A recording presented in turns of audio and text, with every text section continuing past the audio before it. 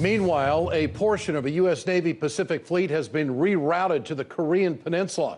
The aircraft carrier USS Carl Vinson and its fighter wing jets was originally bound for exercises and ports of call in Australia when it changed course from Singapore on Saturday. Manila Chan has been following this story for us tonight with more. Manila? Right, and on Saturday, President Trump rerouted the naval armada, the Carl Vinson, flanked by 3 destroyers and cruisers, now en route to mainland Asia. Many say as a show of force to the regime in North Korea by the Trump administration.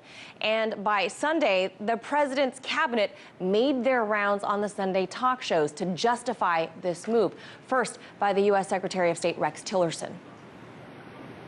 President Xi clearly understands and I think agrees that the situation has intensified and has reached a certain level of threat that action has to be taken. And indeed, the Chinese even themselves has said that they do not believe the conditions are right today to engage in discussions with the government in Pyongyang. And so what I think we're hopeful is that we can work together with the Chinese to change the conditions in the minds of the DPRK leadership, and then at that point, perhaps discussions may be useful.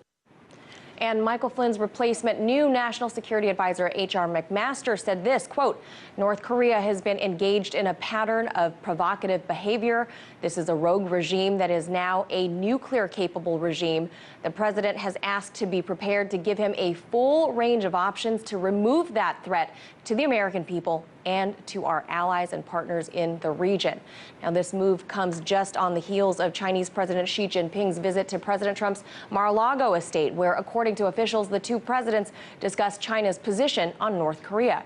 Now, for decades, China has maintained not only a diplomatic relationship with the so-called Hermit Kingdom, but due to its geographic proximity to the DPRK, has been forced to bridge any differences because they share a nearly 900-mile-long border. But put bluntly, China has risen to become a global superpower and needs to have allies in the area. There are political flashpoints between China and Japan over territory in the Diaoyu Senkaku Islands. They've got disputes with South Korea over territory, but much of China's issue with South Korea is really that Seoul has allowed a large U.S. military presence, which puts U.S. troops easily within striking distance of China just across the Yellow Sea. This makes Beijing quite uncomfortable, despite the friendly relations between the U.S. and China.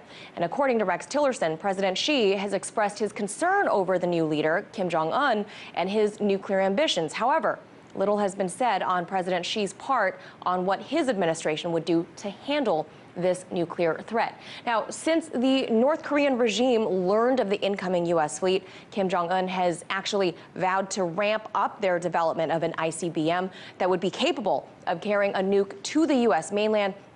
And Ed, just today, China and South Korea have agreed to impose tougher sanctions against the DPRK if they conduct any further nuclear or ballistic missile tests. This announcement just days ahead of a North Korean national holiday on Saturday. That is the birthday of the DPRK's founder, Kim Il-sung, the grandfather of Kim Jong-un.